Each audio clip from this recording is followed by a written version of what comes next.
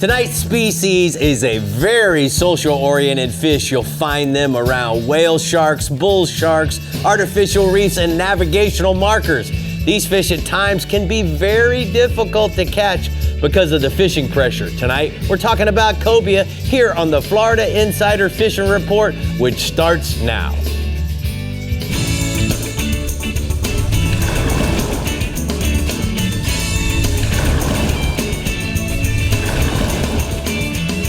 Welcome to the Florida Insider Fishing Report, presented by Yamaha.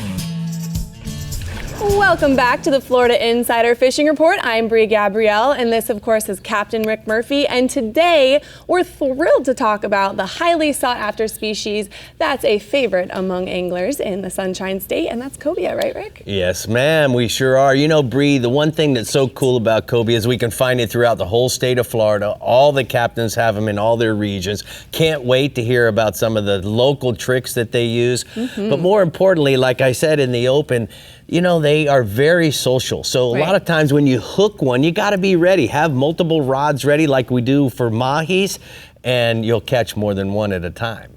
That's a good tip. Follow each other up. Hey, man, what do you got going on there? They're kind of goofy sometimes. Yeah, they're kind of goofy. You know about being goofy. Oh, I do. You know what? I really hope we get some recipes, too. Yes, we will. Really good to eat. All right. All right. Well, Dave Farrell, I'm sure, has more he's going to add later in the show at the CCA Workbench. Isn't that right, Dave? Yeah, we're going to talk about those cobias. You know, as Rick was saying, a lot of times they get all, you know, you can catch 2 or 3 of them at a time, and then sometimes you can't get them to eat nothing. I mean, I've had them squid, eels, jigs. Sometimes they just don't want to eat. So we're going to try to figure out how to make them eat. They're finicky little social Yes, butterflies, aren't they? Yes. All right, well, let's begin the cobia craze in the Sea Sucker Panhandle region with Captain Pat Deneen. Talk to us, Pat. Hey, Brie, I tell you what, cobia fishing is and has been extremely popular in the Florida Panhandle. I mean, the Panhandle is known for our springtime cobia migration, where cobia, also known locally as ling, are sight fish as they swim westward along our beaches during late March and April. And as Rick mentioned, they're often found swimming with rays and turtles, particularly leatherback turtles. Those leatherback turtles hold cobias way better than the loggerheads of the other turtles. You know, unfortunately, more fish are now caught during the summer on the reefs and wrecks than are sight fish along the coast in the spring. And whether it's because of the BP oil spill or overfishing, the spring run has been disappointing the last handful of years. But with that being said, the last couple of years, there have been a bunch of juvenile cobias around the piers and in the bays. And I'm optimistic that this fishery will rebound. So far this spring and also last spring has been better than the years prior. There was a 77-pounder caught earlier this week off the VAR Pier. The conditions, best conditions, are a good southeast push with winds and current to encourage the cobia to swim along the surface, with the weather pushing them to the west. Exactly the conditions we've had all week. Eels and jigs are go-to baits, but it pays to have a variety of baits, including pinfish, mullet, squid, and squirrelfish. We like to use 40 to 60-pound leaders, a hook size to match your bait. And eels are usually the first bait thrown, but if refused, show the fish one type of bait at a time. You know, if you go through your menu, you're going to find one that they like. And as I said, this year and last year, it's looking encouraging. There's a photo there of the Full Pull boys. They chase cobias really hard every year. And it's a nice cobia they caught out of Destin this past week, and there are some fish being caught, so that's a good news. Staying offshore, the reefs and wrecks at 80 to 100 foot of water have numerous triggerfish on them. You're going to catch a bunch of shorts to find your legal fish, but the effort is worth it. Use a 2-hook chicken rig baited with cut squid, minnows, or bait up with Fishbites. Triggerfish love the Fishbites, and it's not nearly as fancy as cut bait. Use a small 1 to 2 watt circle hook and enough lead to keep tight with your bait. And as I mentioned last week, the vermilion snapper are a welcome bycatch to this style of fishing, and they're also quite numerous, so it's a good way to get a mess of fish to eat. But what I didn't mention last week, triggerfish throats are really meaty and really good to eat. So when you clean your catch, when you clean your triggerfish, take a little bit of extra effort to get the throat. If you know, you know. If you don't, then you thank me later when you're eating those triggerfish throats. And then you know. Inshore, the speckled trout, Rick. It's a good time for speckled trout fishing, and they're being caught throughout the Panhandle. Seems like recent changes in bag limits and close seasons have helped the populations. And, you know, guys are reporting a much better class of trout being caught. and the warm weather has them on the move. As the water warms up, the trout are moving out of those creeks and bayous and onto the flats. So you're going to find the trout in the mouths of the bayous where the muddy bottom transitions to sand, and also on the grass flats outside the bayous. If you want to fish with bait, use a live shrimp, a small menhaden, or filtered under a float. But if you want to go with lures, soft plastics like a Bass Assassin Sea Shad on a light jig head works very well. The spinning twitch baits are also productive. But if you're looking for the big girl, go with the topwater walk dog type of bait. And you're not going to catch a lot of trout with it, but you're going to catch the bigger ones. St. Joe Bay has been good for trout, as have the backwater bays in Panama City and the flats outside of the canals in Santa Rosa Sound. And Captain Chris with Getting Real Charters in Port St. Joe, he sent in this photo of a St. Joseph Bay trout caught earlier this week, and they're doing really well over there in the Bluewater Outriggers backyard. That's right. Thank you. So tell us a little bit about his sheepies. Yeah. Yeah, the sheep's head. Throughout the Panhandle, the sheep's head bite remains strong in the bays and inlets. Sheep's head are in pretty much any structure that has barnacles and oysters growing on them. Basically, the bridge pilings, the jetties, rock piles, particularly the structure near the inlets or near deep water. A live fiddler crab or shrimp bait of choice.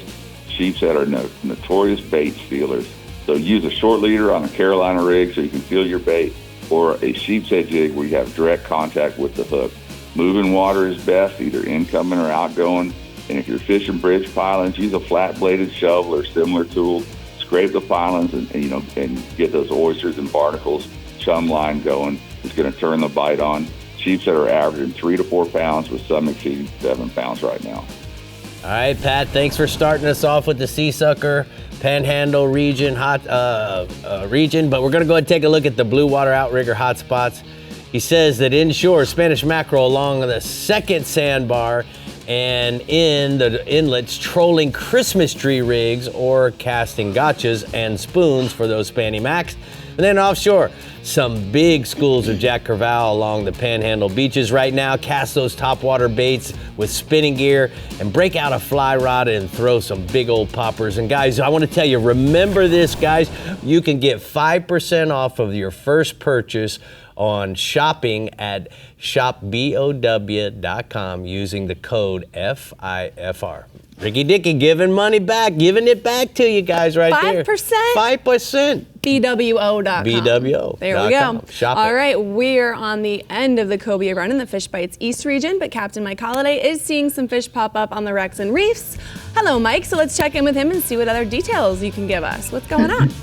Hey guys, we typically get 2 Cobia runs in the East region, from Valentine's Day until about Easter, and then from Father's Day till the end of July, although you can catch them, the entire year. We're on the end of the spring Cobia run, but there's still some nice fish in the area, particularly around structure like the Loran Ledge and the 6 and 8 mile reefs, and also around leathered back turtles that are popping up in the area for the guys that are offshore. If you're heading offshore, you should have at least one spinning rod rigged up with an R&R chartreuse jig or a Saltwater Assassin 6-inch Artemis shad on a 1-ounce jig head. If you haven't seen those Artemis shads, they're the real deal. They're amazing Cobia baits. If you're ready with a spinning rod, that way if a fish pops up on the boat or on a turtle, all you have to do is turn around, grab the rod, and cast it at the fish before that turtle can go down. You can also get them to eat just about any live bait. They also like whole squids, topwater plugs, swimming plugs. The average Cobia in my region are going to be 20 to 30 pounds, maybe 35 pounds. I got a photo there of Captain Glenn Cameron on a Floridian charter boat, Port Salerno. He led his angler to this nice Cobia on the Loran Ledge, and that fish ate a grunt plug. The other real cool thing we got going on is a mutton snapper bite. This week's full moon is the first mutton snapper spawn of the year, and the fish are gathering in schools throughout the region. Some of the better places to target them include the Halsey and the Amazon wrecks, the Loran Ledge, and also the ledge off the Juneau Pier. The more kingfish that are around underneath the kingfish schools, you can find them there as well. You can anchor up or drift with 30 to 50 pound tackle. Most guys use that 3-way swivel bottom rig with 20 to 50 foot of 50 pound fluorocarbon leader and a 7/0 circle hook and just enough weight to hold bottom for baits, sardines, cigar minnows, pilchards, grunt plugs, Ballyhoo plugs are also a good one to use. Average mutton snapper in my region is going to be like 5 to 15 pounds. Then I got a good mutton snapper photo from the Salty Days charter boat out of Port St. Lucie. They got this beautiful mutton snapper in 80 feet of water on a live pilcher. What a beautiful red tail. Let's go inshore, Mike. Yeah, all the wind we've had is starting to ramp up the snook bite in my region, particularly at night around the bridges and jetties. Places like the Lantana Bridge, the Roosevelt Bridge, the South Jetty in Fort Pierce, they've all been good places to throw a red tail hawk jig or a shrimp on a jig head at night. Work the shadow lines, that's where the fish are going to be. The best daytime bite is still on the seawalls and docks of the Loxahatchee and St. Lucie rivers and near the Railroad Bridge in Taylor Creek in Fort Pierce. There the guys are using live mullet. There's also been a lot of small fish along the docks and shorelines inside the inlets. Live pilchard, sand perch, and pinfish are the top baits there. The average snook in my region is going to be like 5 to 15 pounds. We're starting to see some big fish show up, like this one that Joe Riggio got. It's a 42-inch snook. That ate a mullet head on the bottom. He was fishing with Captain Jimmy Walden out of Jensen Beach. Nice. What else you got? Well, the shorelines and docks of the Indian River and all the way up in St. Lucie and Indian River counties, they're really good spots to sight fish redfish right now. The water's really cleaned up in the river, so the sight fishing's been outstanding. I've had good reports of redfish around the docks of Walton Road, around the shorelines of Bear Point, around the docks of St. Lucie Village, and around the old inlet area. There's also been a few fish caught in the St. Lucie River up around Club Med. You can target the fish with saltwater sass and new penny-colored shad, or a 4-inch sea shad, or a gold spoon. Anything that has gold glitter in it's going to work really well. You can throw a live or a dead shrimp, a finger mullet, a pilchard. All that'll work. The average redfish in my region is pretty small, 3 to 8 pounds. We don't see a lot of big ones, but Captain John Young of Port St. Lucie did get this big one with his angler Paul Stokely. They caught this big redfish. It's like a 39, 40-inch redfish. That fish ate a live pilchard. Oh, that's awesome. All right, bud, give us some bass info. What do you got for us this week? Yeah, Headwaters Lake in Fellsmere continues to produce big fish and big numbers of good fish, particularly for the anglers that are fishing live shiners in the holes in the grass mats. I was talking to Captain Nathan Shellen. He's telling me that with this warmer weather, we're starting to see the topwater bite pick up as well. Logger toads and prop baits have been the hot baits, fishing with real long pauses, exceptionally long pauses. That's what's producing those explosive topwater bites. This is also a good time to crawl a weightless June bug colored worm through those holes in the grass. And you want to remember there's still fish spawning in the lake. So you can look for the beds up in the shallows and drag a lizard or a worm or one of the creature baits across the bed and get that protective bite from the bedding females. Right now it's a 20 fish day on artificials, 50 fish day on shiners. Average bass is like 3 to 5 pounds. And every day, guys are getting 8, 9, 10 pounders. So Headwaters still has that big bass bite going. Well, Mike, we appreciate all your hard work this week and all the good information that you brought us. You're looking good there, bud. You shaved that mustache and goatee. You look 20 years younger. I like it. I hear you.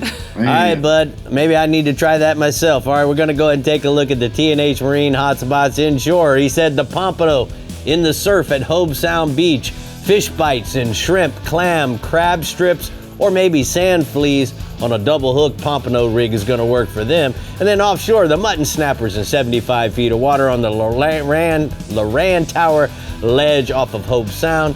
Pilchards, grunt plugs, and jigging spoons is going to get it done on that pretty red-tailed mutton snapper. Very nice. Well, Rick, last week we were talking about snook. And snook were all over the Fishbites East region, and when we went fishing with him last week, don't be jealous. Oh! Despite the strong winds, we still reeled in a few nice ones on some fresh cow pilchies. We had such a fun day out there. Mike's always a great guy to fish with. If you ever need a captain in the Fishbites East region, make sure you call him up. But it was a good time. He wasn't right with his I can never get a day with him. Man's really? so busy. Oh, man. Yeah, man. You go fishing with me and I'll get a day with him. Oh, I bet that's it. There's the secret potion right there. All of a sudden the schedule opens up. All right, the Northeast region is flexing some serious Cobia's muscles coming right up. But first, Dave Farrell is flexing some Academy Sport and Outdoor rigs and technique muscles at the CCA workbench. That's sad pictures. I didn't get to go on that trip. I got sick. Oh, he did get sick. I got sick. Yeah. Well, what are we talking about over there? We're talking Lots about of colors. cobias. The tackle to tackle one of the toughest fish in the ocean. Tackle the Yeah, tackle. Tackle to tackle. Tackle to tackle. We'll be back with our speech issues. All right.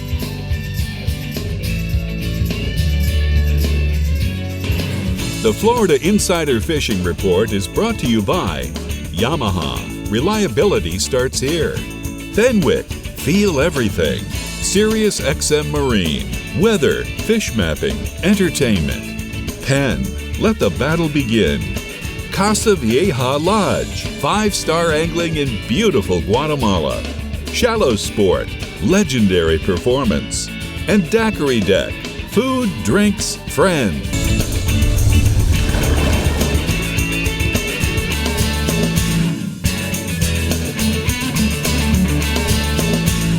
Well, we're here at the CCA workbench, and you can tell it's a time for the Academy Sports and Outdoors rigs and techniques. Dave, Yeah, man. We're switching it up over here a little bit this week. Why not? Well, we're talking about cobia fishing. I really like to catch cobias, just like most of the people in Florida. You know, it's one of the most sought-after fish during springtime when they start that big migration all around the state. All the cobia are moving inshore and making that migration all the way around the state, and they're going from, you know, up here they're going from north to south, and down around the Keys they're going from east to west, and same thing up in the Panhandle, east to west. You know, that's where they're wanting to travel. And if we had a good wind that blows them in and another wind that blows them along, they stay up on the surface and we can see them. Right. You know, and that's a lot of fun. You know, surf fishing. I mean, sight casting for them and trying to get them to eat whatever we got. Sometimes they eat. Like I said before, sometimes they're eating like gangbusters. Usually if there's more than 2 or 3 of them around, they're going to eat a little better because they get a little competitive, you know, when they see something out in front of them. A single fish can be a hard fish to get sometimes, especially if it's a big one. Right. You know, but that's really the one we're wanting, is that great big one that's swimming along by himself usually. Sometimes he'll be amongst the little ones, but usually those bigger ones are in 1s or 2s, you know. And even up here where we live off the Cape here, we get a lot of schooly smaller fish, occasional bigger ones. But in the Panhandle where Patty Boy lives, they've got a lot. You know, when the fishing's good, they get a lot of big ones coming through there. I don't know what makes it so. It must be all the good, you know, fishing way they have way out in the Gulf there. Because most of the time, these fish are bottom fish. Right. They live on the reefs and the wrecks and the stuff that we're catching snappers and stuff on. And that's how we usually catch them. You know, we were talking earlier about, you know, the fish itself. He looks kind of like a shark. He's a big brown fish, and he's got big pec fins, and he's just really strong from head to tail. So they put up an incredible fight. So you're going to need a good rod, you know, a good stiff rod with a loose tip, you know, that you can make long casts with, and that becomes more important as the season goes on. Because if these fish are following rays or sharks or something in your area in that 30 to 40 foot of water, you know, they're getting hammered a lot. It's, you know, people are casting at them, and they can get a little sketchy. So, you know, you want to make those long casts. You don't want to spook them with the boat. You want to try to stay away from them. And when you make a cast at them, you don't want to bomb them in the head. You know, you want to cast out in front of them a good 5-6 feet, and let them see the jig start to descend. Mm-hmm. And usually what happens, you know, that jig will start going down, and you'll see the fish tail up and go after it. Usually if you see that, you're going to get a bite, you know.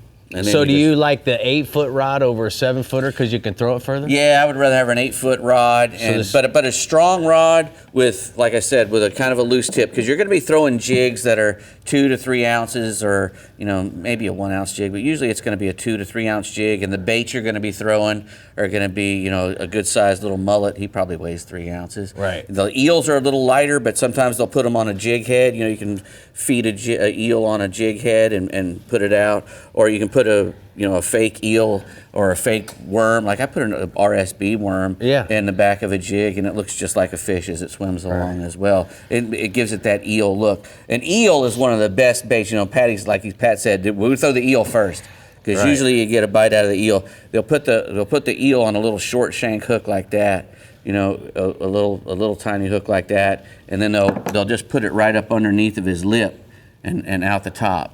And sometimes they'll put, if it's a small eel, sometimes they'll put a half ounce weight a little ways up in front of it, but usually they'll just cast the eel and try to get that eel out in front of them and get a bite on the eel. So what would you load your Fenwick up with as far as the pin reel? We're going to put a 65 or an 8500 size reel, and what size line you want to put The on minimum the I would use would be 20, but you're probably more likely to use a 30 pound or 40 pound just for the long casts, you know. Yeah. And that stuff's hard to break. It's hard to break 20. You know, you get diamond 20, it's hard. It's hard to break it. So if you're using 30 pound, that's fine with a 40 to 60 pound monofilament leader in front of it, you know, an F&G knot, you know, about 3 or 4 feet in front of it. So you get enough clear, because the water's, you know, this time of year is pretty clear, especially in the Panhandle if you're sight fishing them. Up here where I live, the water's a little cloudier, so you can get away with bigger leader even if you want. You can go to 80 pound test leader. They're usually not the leader shy that's what's not making them bite. I don't know what it is, but it's usually the pressure. They get nervous, and then it doesn't matter what kind of leader you got. They're just not going to eat. You did good. Oh, well, thank you. Kind of like me, you know, I'm social until I'm not. That's I think, right? There's just too many people in here. Pressure. All right, life's about to be a beach up in the Northeast region. If cobia catching is on your mind, ain't that right, Tommy? That's right, Brie. You know, it's just about that time. You know, as our beach cobia season typically kicks off right around this time of year. Once the water temperature on the beach gets to be about 70, it's time to start looking for the migrating manta rays and the cobia, and that's about right now. And then until the water significantly warms up, it's going to be prime time for the cobia falling on the backs of those manta rays. Now, what makes the beach fish, cobia fishing so awesome is, just like Dave and Rick were talking about, it's a sight fishing thing, and that's always one of my favorite ways to catch fish of any kind. And you can find the rays, hopefully with a few cobia on their back, anywhere from just behind where the waves are breaking to about a mile or so off the beach. The go-to cobia lure for a long time has been the bucktail jig, you know, sometimes tipped with a curly tail. Now, I like to have my clients toss a large, soft plastic, like a 6-inch sea shad, that's hard to say, from Saltwater Assassin. Now, I'll pair that big paddle tail up with a 1/2 ounce to a 1 ounce jig head. You can really launch that rig, like Dave was talking, use an 8-foot rod, you can launch that a mile. It's really going to come in handy when you're having to get the lure in front of that fish and that manta ray. Now, we do get cobia on the nearshore and offshore wrecks, but the beach fishing, that's where all the excitement kicks in. Hardcore cobia anglers, they're going to get the cobia fired up over some of those wrecks by chumming them up. Now, just toss the cast net, catch a couple of pogies. I haven't seen many of them, but they should show up here soon along the beach. Then just live chum over some of the wrecks. It'll bring those cobia up. It's going to be an all-out fire drill when the group of those cobia come up just behind the back of the boat. Just make sure you've got a few pitch rods ready to go, because it can be fast and furious and a lot of fun. And guys, I've got a picture here. You know, the cobia, they're just showing up, but my man, Captain Colin Phillips, he's always one of the first guys on them, and this year he's already caught some nice ones, like these two cobia that he's holding in this picture. Nice. Also, offshore, guys, the mahi, you know, offshore bite's been great the last couple of weeks in the Northeast region. There's been some big mahi rolling mix, along with some huge wahoo, tailfish, and some blackfin tuna. Now, as we head into spring, that bite should only get better. Pulling smaller plugs is going to be the go-to right now, but using some dead baits is also going to work well. Keep an eye out for any kind of surface debris if you're anywhere near the stream this weekend, as there's probably going to be some mahi around. And I've got another picture. Our buddies Nate and Erica Creeder from Team Creeder Fish sent me this picture of their friend Bernadette with a huge mahi that they caught east of St. Augustine. How about the size of that thing? That's Get a it, big girl. one there. That is Way amazing. to go, That's Bernadette. Keep them coming. All right, let's go inshore, Tommy. Yeah, Rick. Hey, man, we've had another great week of catching redfish in my region. The topwater bites in full swing. The finger mullet are really starting to show up in better numbers. That means it's game on. You know, we've had a good low tide, or we do have a good low tide this weekend at first light, and the reds have been up super skinny, chasing those little mullet. The north end of St. Augustine and the creeks, and up in the Sisters Creek area, in the backs of those creeks have been holding some nice slot fish on that low water early in the morning. The Saltwater Assassin Elite Shiner rigged on a 1/16 worm hook, so not much weight. That's something I always have rigged up this time of year for those skinny water fish. It really does a great job of mimicking those smaller mullet, and you can present the lure gently enough to not spook the fish, which is really important. Now, of course, a live or even a cut piece of mullet has also been working well this week for those redfish. Now, moving on to trout, I mentioned the topwater thing, and you know what? The trout have been fired up to chase a plug this week as well. That my new go-to Berkeley Jaywalker 120, that's been getting crushed on my boat here lately. The key has been finding the bigger schools of mullet, work around them with those topwater plugs. Now, the trout have been hanging out underneath, just waiting to attack something. Topwater accounts for most of my bigger trout this time of year, but they've also been eating live shrimp and mud minnows under a cork. Now, again, fish around the schools of bait, especially right along the ICW when that tide has those mullet all grouped up. And I've got one last picture here. This is my client, Tim, with a gator trout that he caught with me this past week using one of those Berkeley Jaywalker plugs. I even got that blow up on video, man. I love that sight. That's so much fun. All right, Tommy, good job. I'm going to go ahead and take a look at the strike zone northeast hotspots. He says that inshore redfish in the back of the creeks at first light, look for the fish shallow, chasing small mullet and shrimp. And then offshore, a great mixed bag of wahoos, mahis, tunas, and sails while you're trolling the edge.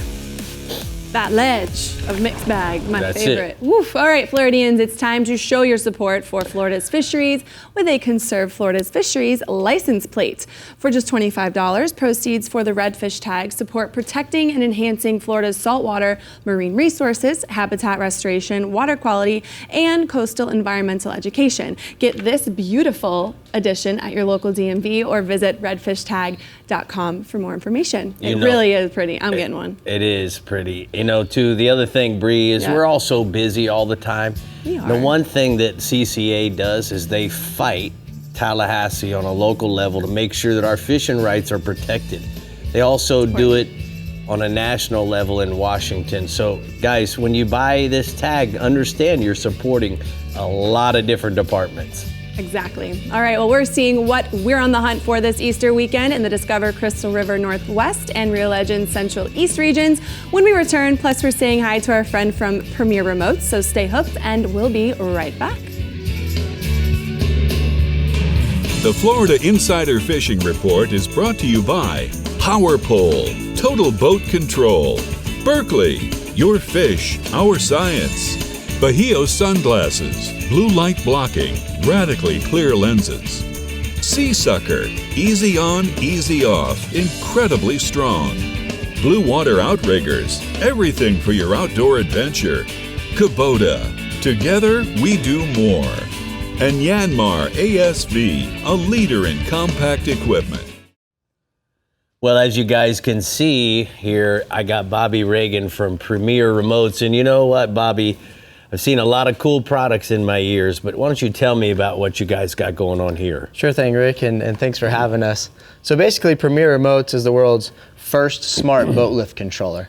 So once this system, and being smart, it means we're bringing the technology from inside their house out onto the dock. So once this system's on your dock and installed, you can control pretty much your entire dock straight from your cell phone. All right, so give me some examples. What are we going to be controlling? Yeah, so right from the app, you can obviously control the lift up and down from an unlimited amount of distance.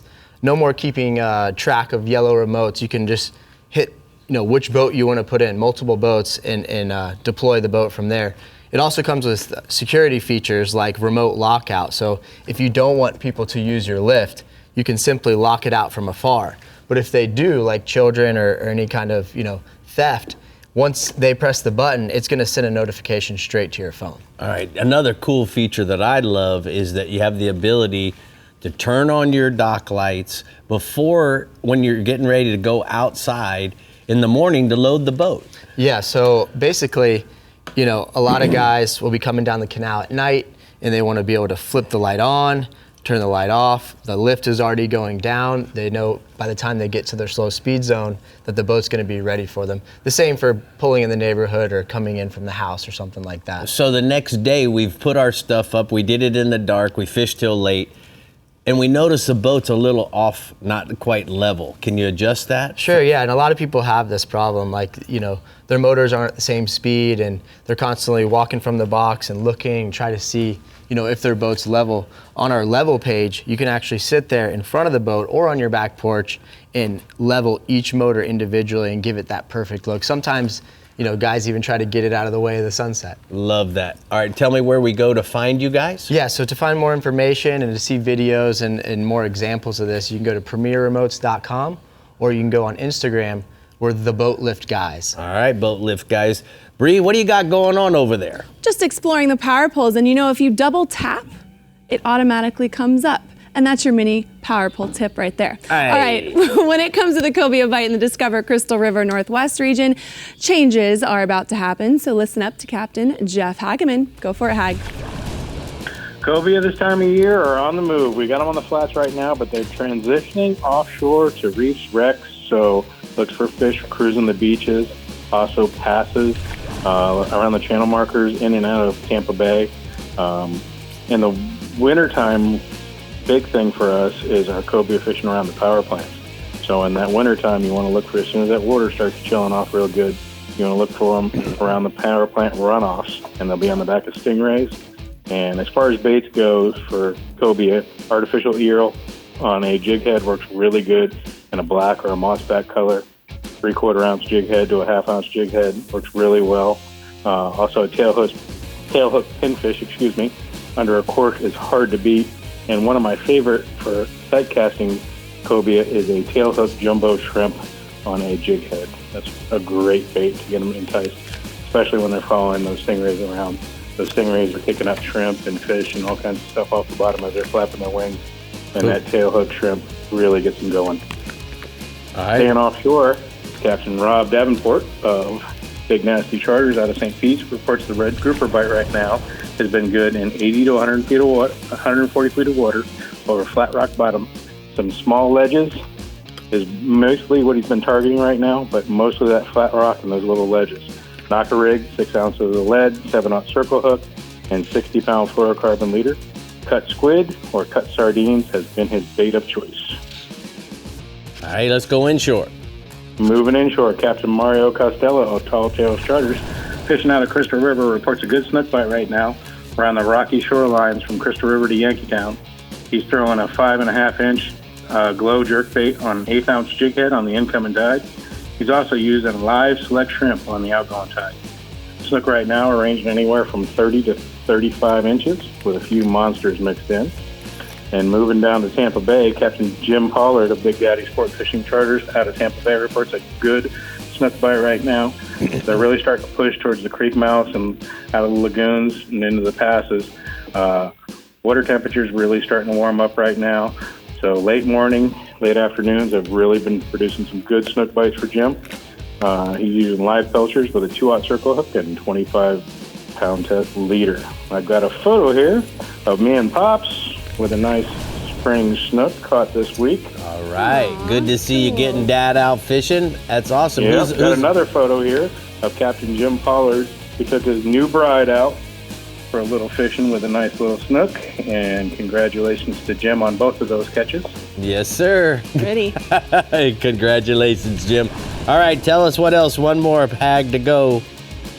Captain Jim Pollard also reports a good trout bite right now. Continues from the strong, real strong right now on the deep grass flats, drifting the deep grass flats, chumming pilchers as he's working along until he finds the fish. Once he finds the fish and gets them located, he's stopping, power pulling down, and using a 1/0 circle hook, downsizing his leader to 10 to 15 has been producing his best bite.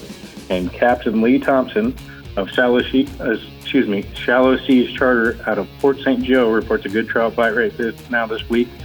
So artificial plastics, grub imitations in a shrimp color or a pearl white on an 1/8 ounce chartreuse jig head has been bringing a lot of nice trout right now. He said swimming in the artificial baits is working better than putting on a popping cork right now. But if the bite slows down, put on a shrimp underneath a popping cork with 18 inches of fluorocarbon leader and a 2/0 hook to spark the bite back up.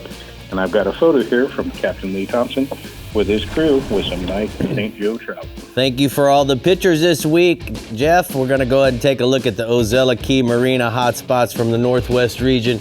Jeff says that inshore, the redfish is on the top of the tide. Look for them schooling fish, and live baits have been working very well. And then offshore, the Spanish mackerel on the nearshore wrecks and hard bottom. Look for the birds and the bait fish. Use spoons and live bait, and don't forget to throw your chum bag over. All right, Captain Jim Ross in the Real Legend Central East region has some cobia spots for you this weekend, so let's see where they're hanging out. Hey, Jim. Hey gang, I tell you what, the Central East region, we always get excited around March and April because we always have fish moving through, coming up from the south and moving on to the north. And one of the big things is the cobia are typically following manta rays. And we have manta rays this week. I mentioned it last week. We've got them this week. They're all around the New Smyrna area, inshore waters. However, a lot of those fish that are on those are really small. So to catch some of the bigger fish, we've been actually going out to the 70 to 90 foot reefs and dropping down to the bottom, dropping some live baits down, or doing some chumming and pulling fish up off the bottom and catching them back, getting better sized fish out deeper than we are in shallow, at least to this part of the week. Now, the main thing that you need to remember about cobia is you can throw jigs at them, you can throw whatever you want at them, but don't throw the gaff hook at them. Throw a net at those fish because many of these fish are coming up and they're only 34, 35 inches. And our new 36-inch minimum, that requirement, if you put that thing in the box and you bring it in because you forgot it was 33 last year, it's not anymore. So make sure that you pay attention to the regulations and make sure that you don't gaff an undersized fish. Put them in the net if you can. I've got a picture here of John Kipp with a couple of nice ones that he put in the box earlier this week. And nice. You can see that it's a Ponce Inlet special right there. Two for one, right? Sure is.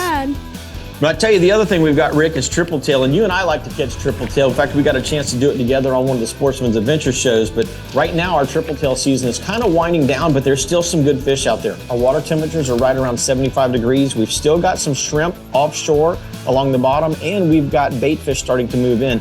And you put those two in combination, and all you need to do is find some kind of piece of floating debris or a buoy or a channel marker, and you typically find triple tail hanging around it.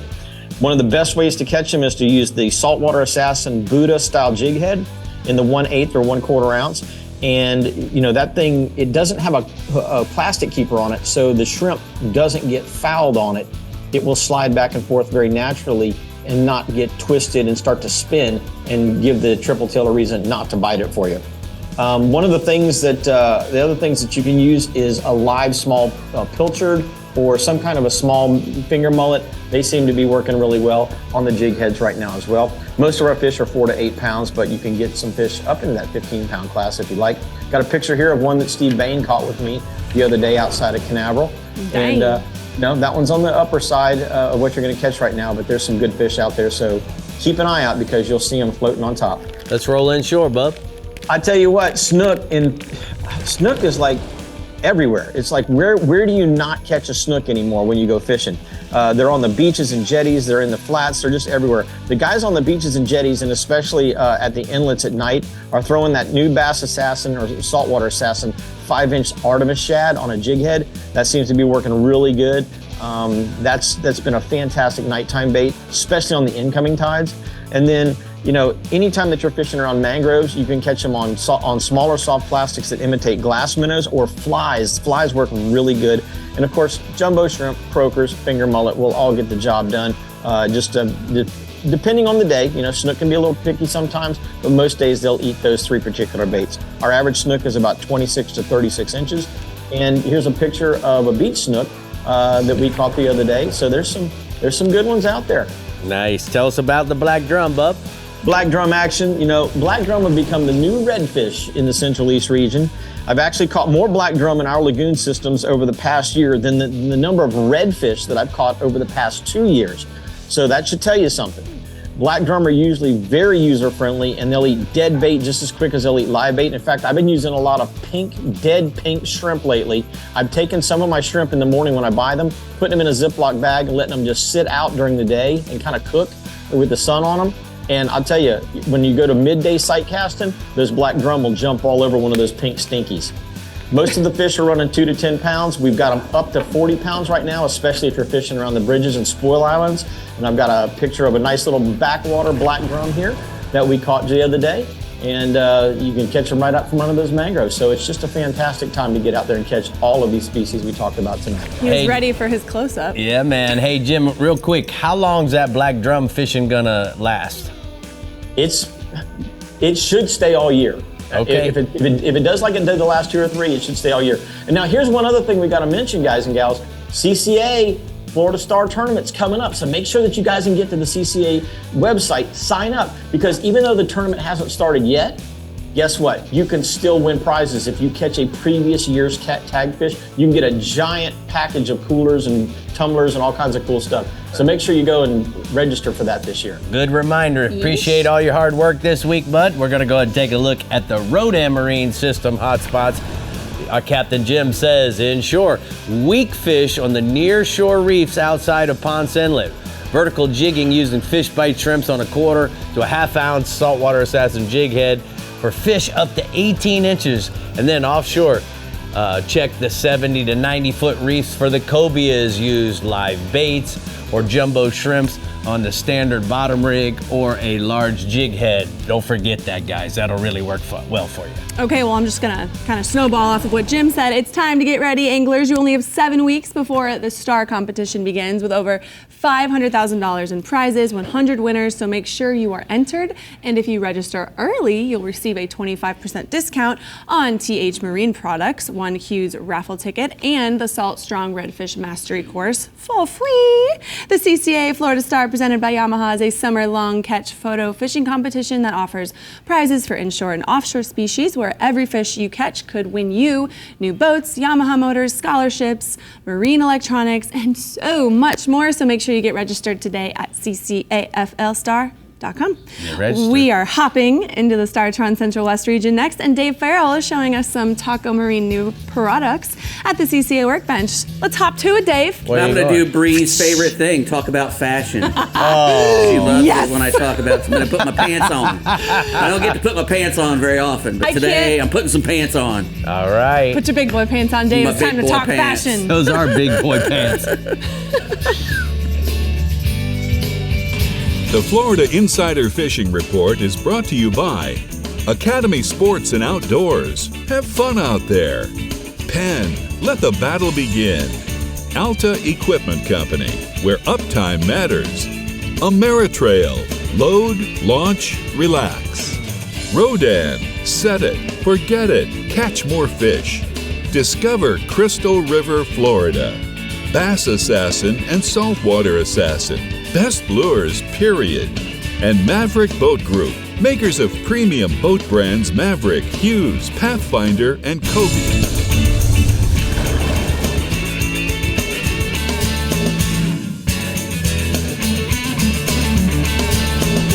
Well, we're trolling the edge with Taco Marine. It's time for new products here at the CCA workbench, guys. And let me tell you, Dave, Yama Lube, certainly they make a synthetic only oil. Yep. And what I need to tell you guys, if you own any SHO Yamaha, you need, when you do your service, you need to make sure that you use the synthetic oil, whether it's a 90, whether it's a 115, 150, 175, 200, 250, whatever it may be. Make sure that you service it with the synthetic. They'll run a lot better for you, and they like to run on that thin oil. And that's Yamalube's very first all synthetic marine fuel, marine oil. So it's the full synthetic, and they've never done that before. So it's got technologically superior additives in there, advanced anti-friction properties and superior lubrication, promotes fuel efficiency. It's got potent rust inhibitors in there, and it doesn't foam up as nearly as much as regular oil does. So it's so many positive things about using a full synthetic oil. And you can't put just regular auto oil in your motors, even though it's a 4-stroke and everything. Right. One's running at 4,000 RPMs to 6,000 RPMs, and your car is running at 2,000 RPMs. Your truck. So, make sure you get your Yamalube and get that in there. And go to YamahaOutboards.com to find out more about that. There you go. Next, we got the Sea Suckers. These are some it's called the basic cleat, but calling it a basic cleat kind of don't let the name fool you. These things can really hold, and a lot of times when we're coming up to a dock, you have your cleats on your boat, but sometimes they're not positioned where you want them to be or where you'd want a fender. These things are great, to put in a spot. Yeah, these things are. Yeah, the little one there is 120 pounds. Whoa. Holds 120 pounds, and the big one is 210. So you really don't have to worry about them pulling off. You'd have to have a huge boat to pull that thing off. So, you can come up to the dock at night, you're coming in for dinner at a restaurant or whatever, move your fenders around, move your cleats around, so it makes tying up way easier than, having to do it from a standard. And we're going to cleat see a that lot move. from Seasucker. They're a sponsor of the Panhandle region. They got a lot of cool products. We're going to be featuring them a lot every week. Seasucker.com. That's it. Next here we got some Murray Brothers. Murray Brothers is a venerable fishing family from up in the Northeast. They're big tuna guys. Murray Brothers tunas, and they've made fighting chairs and furniture and all kinds of sport fishing stuff. This is just one of their products. The Murray Brothers Originals. These are their safety lines. These are used to attach to your chair or under your gunnel to attach to your rods and reels when you're traveling to and from the fishing grounds, because it can get kind of rough and bouncy and things can leave the boat. And when you've got a 50 wide Penn International going over the side, you'd want to have one of these things on it so you can get it back. You don't want it to go away. Yeah. They have the MBO 250, which is that blue one you got in your hands there. I think that holds up to 220 pounds, and then the bigger one holds up to 80 to 130s. The blue ones are under 80s, and you can put 50s on them or whatever. And you just attach one to your rings on your reel, and then one to the chair. You got about 45 seconds. MurrayBrothersOriginals.com. About these AFCOs. Well, these are the Honcho utility pants. They're made out of a stretched nylon. Fully woven nylon with elasticine. If you pull on them, you can see how they stretch. Man, they do really stretch a lot. And they're water repellent. They got a UPF blend of 50. They got a waistband draw cord in them as well, so you can tighten up. When your belly makes your pants go down, you can tighten them up around your waist. This is the inside of that pocket you got there, so you can.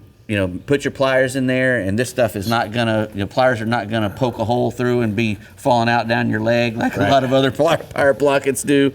They got a little hem adjuster at the bottoms as well, so you can tighten up, and a 32-inch inseam, which is just perfect for me. Yeah. So there we go. Unfortunately, these are 38s. How are you going to fit me? I'm a 30 these days, Dave. You don't have to be spreading out my info over the world. Come on. Brie, big 38 over here, baby. Oh, man, that belly drawstring, it's my butt. You kill me. Butt that I need that 38 for. All right, spring has sprung in the Tron Central West region when it comes to catching those cobia. So let's see where Captain Paige is sending us. Go for it, Paige. All right. Well, in our Tron Central West region, probably some of the best and the biggest cobias we catch are during these spring months. Again in the fall, but a lot of those migrating fish are pushing from that panhandle down, or from the Keys up towards the panhandle, and they'll hold up on a lot of different structure, from reefs, artificial reefs in 20 to 30 feet of water on out to 100 feet. Rock piles, wrecks. And a cool thing about that cobia is sometimes you may not be targeting him, but while you're reeling in a grouper or a snapper over one of your favorite bottom holes, the cobia will follow it up, or a couple of them will surface. That's why it's always good to have a couple rods ready to flip out to one with a live pinfish or even a white bucktail jig. That'll get the job done, no problem. Now, if you come in some out of the Gulf, up in the Skyway ship channel from Egmont Key all the way up into Tampa Bay, all those big range markers in that 20, 30, 40 feet deep channel can hold good cobias, and guys target them there and at the Skyway Bridge as well. Now down south along the sandbar from Burnt Store Marina to Pirate Harbor all the way to Ponce, that whole eastern shoreline of Charlotte Harbor, good cobia fishing. And it's real easy to see them because they're up on that white sand.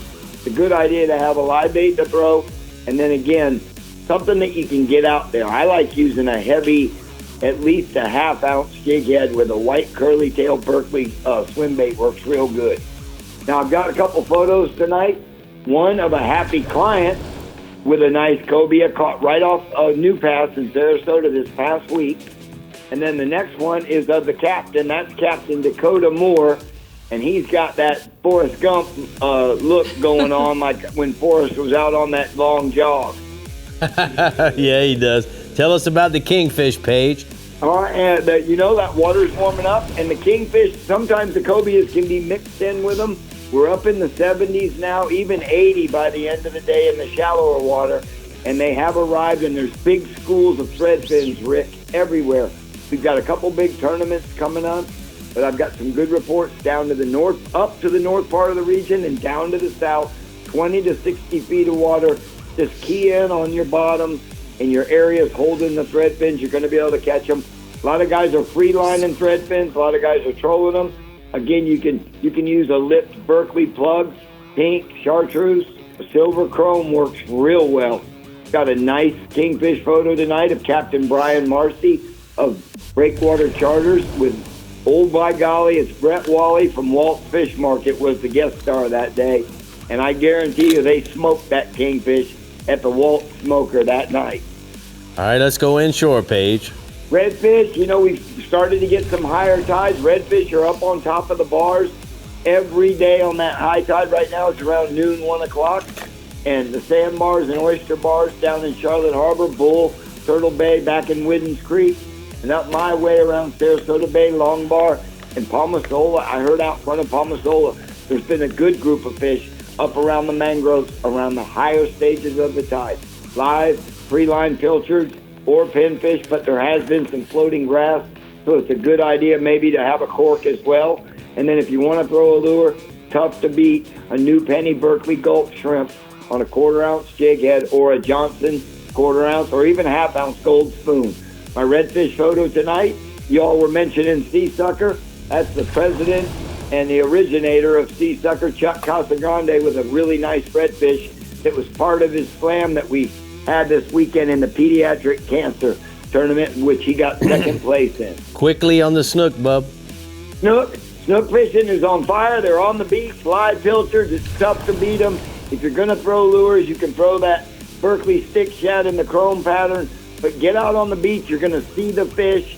And my photo tonight is of a father and son, Denver and DJ. All right, you got it all in. Good job, buddy. We're going to go ahead and take a look at the daiquiri deck hotspots from Central West region. Captain Page says inshore. Snook out along the beaches throughout the entire region. Try throwing live pilchards around any structure like rocks, down trees. Lighten up the leader to 20-pound fluorocarbon because the water is so clear. And then offshore, the cobias on almost all the nearshore artificial reefs from St. Pete down to Boca Grande, live pinfish or Berkeley white curly tail grubs on a half-ounce jig head will get the job done on them cobes. You're going to want to join Rick, Dave, and I on our Daiquiri Deck Tour, April 20th from 5 to 8 in Anna Maria Island, and April 21st from 5 to 8 in Venice. We'll have tons of specials, laughs, and fish stories for you, so come and have some fun with us and have some daiquiris. We're also going to have a silent auction where we've got lots of cool stuff to sell, and all those proceeds are going to go to Heroes on the Water. Amazing. How about it? Didn't know that. Come on by. Yeah, man. All right, the Casa Vieja Southwest and Dynapac Southeast regions are telling us what the weekend catch will be, so don't go anywhere. And don't forget to stay in the loop with all things Florida fishing. Be sure to visit our website, give us a thumbs up on Facebook, follow our journey on Twitter and Instagram, and for the latest fishing escapades and reports, subscribe to our YouTube channel, Captain Rick Murphy. We'll see you soon. The Florida Insider Fishing Report is brought to you by Tron. Start, run, and store with Tron. Berkeley, your fish, our science. CCA Florida, the voice of recreational anglers for over 35 years. Tin Cup, Mountain Whiskey. The Florida Keys and Key West. Come as you are. Diamond Fishing Products. Our reputation is on the line. Murphy's Law Sport Fishing. Book your trip today at murphyslawsportfishing.com. And Strike Zone Fishing. We're welcoming you back with the Casa Vieja Southwest region, and you're in luck because Captain Ronnie Houston has a few cobia catch and tips for us. So Ronnie, let us hear them. Well, it's always a pleasure representing the Southwest region. You know, cobia, most of the time you want to target these fish on the offshore side. Even though the fish will be caught cruising the flats and beaches from Fort Myers Beach to Stump Pass, as well as moving in and out of the passes to the north. Now we want to concentrate on wrecks, towers, and artificial reefs. But Captain Wes Bedell out of Naples seems to have a different approach. He's running out there and he's using a tower. And the advantage of the tower is whatever structure he's trying to fish, he can see 360 degrees all around the boat, where most guys who don't have a tower can't see what he sees. But he's also telling me he's been fishing large schools of cobia since the beginning of the year, and a lot of these schools contain anywhere from 20 to 100 fish in a school. He's also telling me he also likes to fish for cobia, especially after a couple days of a hard blow. You get the hard blow on the offshore side, not a lot of guys out there, fish aren't eating, and generally when you can get some of these areas on the calmest day after a blow, these fish aren't going to be picky and they're going to be eaten. Now, he uses a variety of large baits, or you can even use swim baits anywhere from about 4 to 9 inches. When you get in some of these areas right now in these big schools, fish don't seem to be picky, and they're just about eating anything. And the key here is you got to get it in front of the face. You get it in front of their face, whether it's a bucktail, a swim bait, a cut bait, these fish are generally going to eat it. Now, a lot of the fish that he's catching right now range anywhere from 10 to 40 pounds, but he says there are several fish in the mix, anywhere from 60 to 80 pounds. In fact, he just went out last week with FWC and tagged a few of these cobia that he's been catching. And here's a picture of a few fish recently caught while fishing with Captain Wes Bedell. Now, still on the offshore side, the permit. Now, the bite has been happening all throughout the region. Like I said last week in the first show, it actually started early this year. Wrecks, artificial reefs, and towers is what you want to concentrate on. But then key, you want to make sure you're going to be able to get on your moderate weather days, and best combining that with your slow-moving tides, and also clean water for good visibility. Now, there's several ways you can do this. You can use a run-and-gun method, or what a lot of guys are doing nowadays, and depending upon which size boat you have, whether it's a bay boat or it's a big offshore boat. I know Rodan got plenty of different length sizes for trolling motors, and a lot of guys that are going out there now, they simply get out there, they don't throw a rope, they don't put an anchor ball out, they put that trolling motor in anchor mode. But you want to also look for these fish on top or around the structure, or even making several drifts in and around the structure. Now, some of these areas you will see plenty of fish on top. You want to approach these fish with stealth. Depending upon the structure, 20 to 60 pound fluorocarbons, but most reports I'm getting right now, 20 to 40 pound, because these fish are up on top. You also want to be using live crabs free-line, or just enough weight to get them below the surface.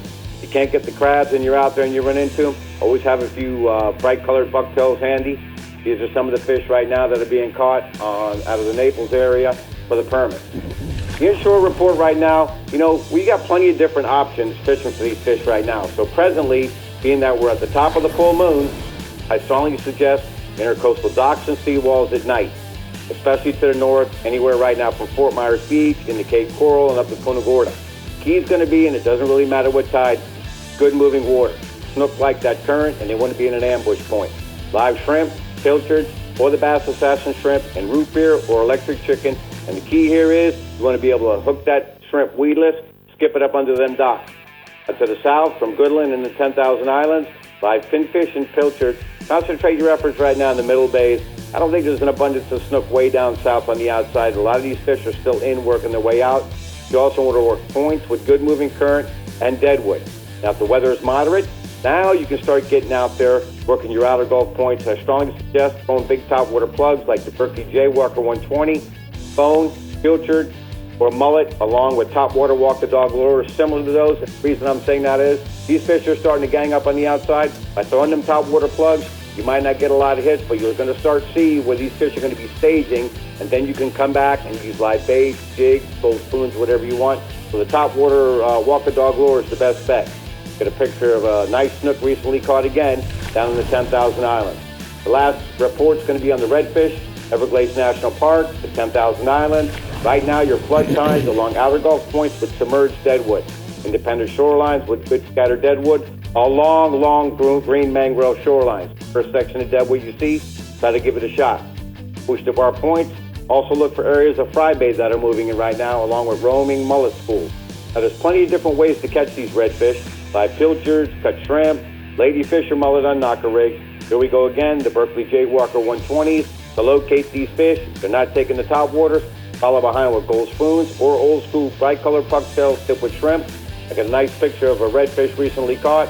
Wind's blowing right now to easterly direction. Going to pick up to 20 on Friday. But good news for the working man. Supposed to lay down for the weekend. So if it is a little bit too windy on the outside, get on the outside point. Try to start finding fish. You got two ways to do it. You can either power pole down and cast in one direction. The power poles ain't working and the water's too deep. Come in the opposite direction. Put that trolling motor in anchor mode. Start finding these big fish. Redfish and snook as they start to gang up on the outer Gulf Coast. All right, thank you so much, Midnight. Great report from the Casa Vieja region. It's time to take a look at the Serenity Bait Company hotspots. He says inshore tarpon from Indian Key Pass to Wiggins Pass, the beaches, passes, and outer Gulf edges in 6 to 12 feet of water using live baits and swim baits. And then offshore, red groupers from Marco to Fort Myers Beach, 75 to 100 feet of water using cut bait, live baits, and along with the bucktails and vertical jigs. And remember, guys, you can go to serenitybait.com and they can answer all your questions about what kind of bait they sell. There you go. All right, mark your calendars for the CCA Homestead Banquet and Auction coming up May 4th at the Pavilion Harris Field Park from 6 to 10 p.m. Tickets include dinner, open bar, live band, 1-year CCA membership, along with auctions, raffles, and more. It's a blast. Tickets always sell out fast, so make sure you jump on this opportunity to have some fun while giving back to conserving Florida's marine resources. And Rick's going to be there. The theme should be May the 4th be with you. So you? What? You're going to be there? I'm at a bachelorette party. Oh, I no. won't be there in the Dynapac no. Southeast region. You might get lucky this Easter weekend finding the golden egg, aka catching a cobia or two. Right, Jimbo? Possibly, Brie. And hello, Rick and Dave. You know, unfortunately, cobia have been a fairly rare catch here in the Southeast region as of lately. And most of them are just an incidental catch, just a matter of being in the right place at the right time. Now, we do find them throughout the year, but right now is one of the best times to find them. Right around Easter, right now, is when we get a push of those fish moving to the south. Now, they're notorious for hanging around channel markers, buoys. Sometimes they can be spotted swimming up on the surface. They're also found around wrecks following turtles, especially leatherback turtles, stingrays, whale sharks, and even following big bull sharks. Usually not too picky about what they eat. Some of the more popular baits, and one of my favorites, the live pinfish or grunt. Crabs will also work, and just about any other live bait will get it done. Otherwise, a jig with a plastic tail and surface lures will work if you don't have any live bait. Now, typical cobia tackle for us is a pin 20-pound spinner with 50-pound mono leader and a 6.0 to 7.0 circle hook. And in the last few weeks, there's been a few cobia caught on the deeper wrecks in the 180 to 240-foot range, along with a few on the live baits fished under the kite. The average size nowadays is in 25 to 30-pound range, but larger ones are not uncommon. Now, I got a photo here. This is a 30-pound cobia that we caught on a deep line off Key Biscayne aboard the Thomas Flyer not too long ago, and hopefully we see some more in the upcoming days. Nice. Now, yep, they're all nice. Even if, as long as they're legal, they're nice in my book. But, you know, sailfish bite's been pretty good and very consistent in the past week. There's been a few double-digit catches, catch and releases.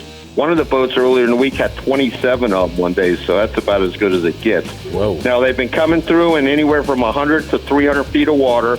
They've been biting on live baits under the kite. I like to fish herrings, but goggle eyes, pilchards, sardines, that'll get the bites. Otherwise, you can slow troll or drift those live baits.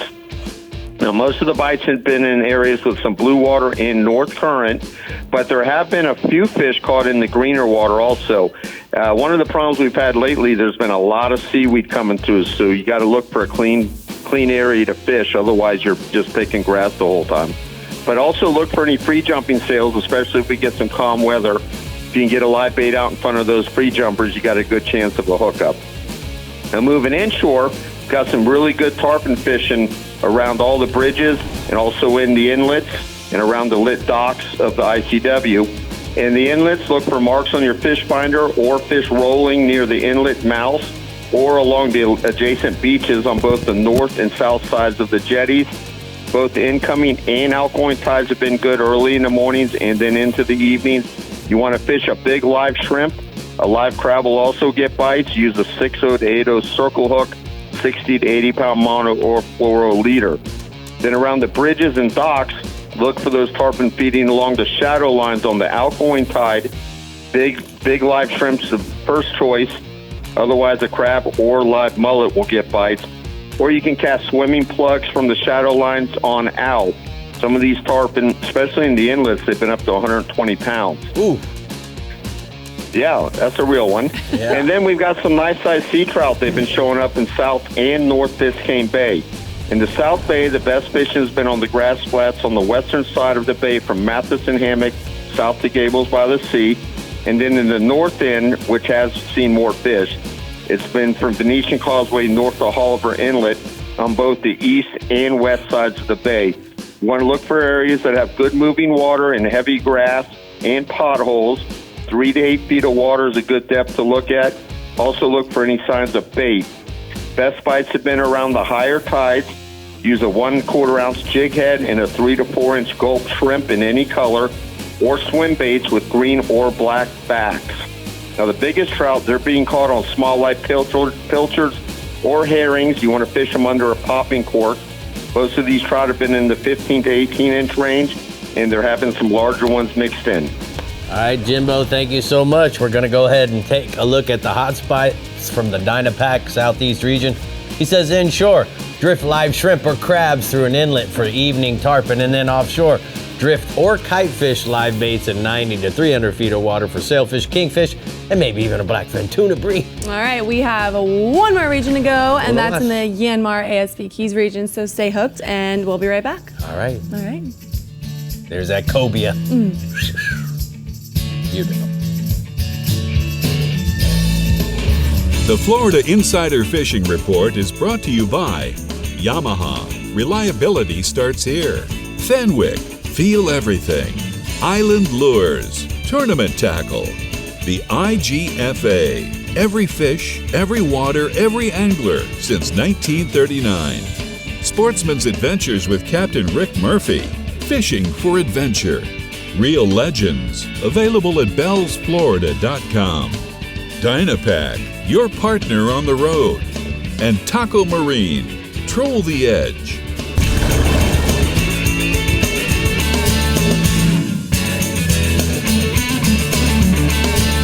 Dan Benson from Power Pole Shallow Water Anchors. Today I want to go over our entire anchor lineup. Let's start with our simple Power Pole HD or UL manual spike. You can stick it in the ground, tether it to the boat, kayak, paddleboard, whatever you have. When you want to run that spike with a wireless remote, you can put it in our Power Pole Micro, which is great for any boat under 1,500 pounds. From there, we step up to our first hydro offering, which is our Sportsman. The Sportsman's available in a matte black finish, 8-foot depth, our best-selling size, and our best-selling color. When we get into the Pro Series, that's our ultralight anchor, really built for the technical poling skiffs. It's available in a 4-foot, 6-foot, and 8-foot depth. Our top-of-the-line anchor is our Power Pole Blade, available in 8-foot and 10-foot models. This is what you see on the fastest bass boats on the market, the most high-end bay boats. For more information, go to powerpole.com, and that's your Power Pole tip.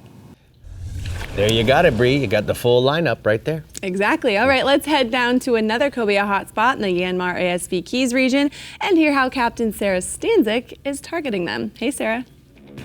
Hey, everyone from the YanMar ASB Keys region.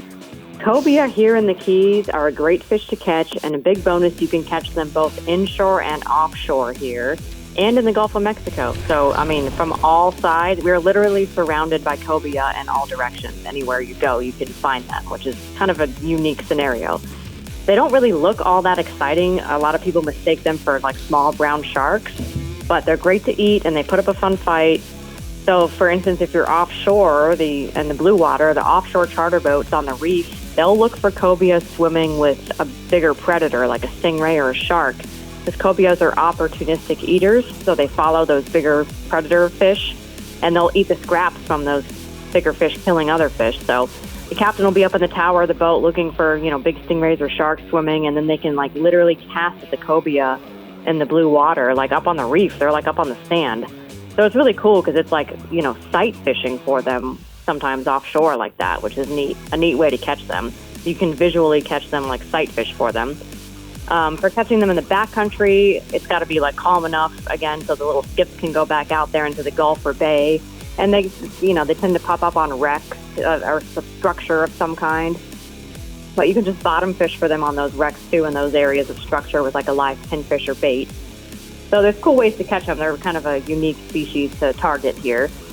They can just be seen floating too sometimes when it's slick calm in the bay as well, and you can just cast at them. So for best options, cobias really like some kind of a live fish, like a grunt pinfish, but they will eat a live crab too. So a good setup for catching them in the backcountry would be like a 4,500 fin fisher with 30-pound braid, 50-pound fluorocarbon leader, and like a 3/8 ounce jig head or half-ounce lead sinker and a 5/0 J hook. Nice. That's an average setup. All right, tell us about the tarpon. Inshore, we've had a lot of tarpon action this past week. The water's really warm now. Like, it's been hot in the Keys. If anyone's been here the past week, it's like summertime heat, like in the 90s. I went out yesterday and my water temperature said 85 on my GPS, so it's hot, like summer's here. For some tarpon like that too. They like the hot water, so live crab or mullet near a bridge and in the channels, where the water flow is good. They're really exciting to catch. They put up a good fight. They jump. They're just a great fish to target. People come from all over the world to Florida Keys to catch tarpon. It's one of the best places to go after them. So really fun fish to catch. Here's a photo of a happy client. Look at that big tarpon right beside the boat with Captain Paris Gaderi. So that was a nice one. Good job, guys. All right, let's go offshore, Sarah. Okay, so it's April. I don't even say the word mahi usually or dolphin in April, but whatever, go figure. The past week, the offshore fleet has been catching some decent numbers of dolphin mahi offshore. So we'll take it. I mean, it's a little early for them to be here. I'm not sure if they're going to stick around or not, or if it's just a random wave of them kind of migrating through. But the offshore boats have been catching them now, so let's do it. Summer's a little early, but it's hot, like I said. So if you're going to go out to target mahi, you just want to head offshore and look for weed lines and debris floating. Look for the birds, working and diving down on the bait. Have a variety of your own bait ready, including live and cut bait options. And if you hook a fish, a really good tip for beginners is to leave that mahi in the water before you bring him on the boat. Because a lot of times the rest of the school that's with him, they'll come around him and stay near the boat. So you can hook more fish if you leave that first fish in the water. They're really good fish to eat. They're fun to fight. They jump a lot, pretty colors, and good for picture taking. And look at this full rack of mahi caught last week in April, which is kind of cool for the charter boat Sandman. And they had a couple bonus wahoo and some tuna up there too in the picture. So nice catch. We got about 30 seconds for the snappers there, girl. All right, mutton snapper. Y'all know about mutton snapper. We catch them kind of in the winter and spring. So we target them on deeper wrecks off the, reef and stuff. So you head out to 100 to 200 feet deep. You use live pilchards or ballyhoos, pinfish. Use a 20 to 30 foot long leader and a 1 pound weight. You want to go all the way down to the bottom and drag your bait, kind of drift for them. They're fun to catch. They pull hard. Really good to eat. White flaky meat. Best eating fish, if you ask me. Tell me about the picture. Snapper. Out aboard the early bird. All right, the early bird got the worm. Good job. All right, thank you so much, Sarah. We're going to go ahead and take a look at the shallow sport boat hotspots from the Florida Keys. Sarah says that inshore, the bonefish on the flats lately in the warm water now as we head into the spring-summer season. Look for the fish waking, swimming in groups or singles and cast ahead of them so that they don't swim into your bait, and they'll make sure that they'll find it. And then offshore, yellowtail snappers on the reef use lots of live chum and wait for it to get out. The bite isn't as good at first. You might want to wait just a little bit so that the tide changes and you can we'll start catching them at that point.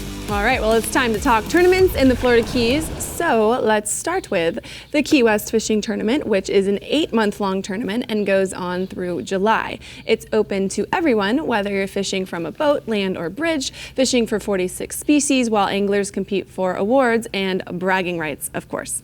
Next up is the second annual Marathon Premier Sailfish Tournament, which raises funds for Mission Fishin', a group that provides fun fishing experiences for youngsters with special needs and their families. Next is the Faro Blanco Invitational Tarpon Tournament, which allows anglers to fish 3 nights with 3 different captains at 3 different bridges in the Keys. The tournament raises money for the Ronald McDonald House. And lastly, we have the Marathon Bull and Cow Dolphin Tournament, where a grand prize of at least $10,000 in cash goes to the team catching the largest bull and cow dolphin fish combined. For more information on Keys tournaments, visit flakeys.com. And you know what? All the reports are in, but stick around because we are celebrating something very, very special next week, and we'll be back to tell you what that is. Wow, I can't wait to hear. Well, gentlemen, we have done it. Next week, guess what? What? We're celebrating our 500th episode of the Florida Insider Fishing Report. 500. And we're talking sailfish. That's a lot. Yes. Gonna be a good show. It's gonna be so much fun. Y'all are old. I am We'll old. see you next week. Happy Easter. I'm glad I'm old. I'm glad I'm old.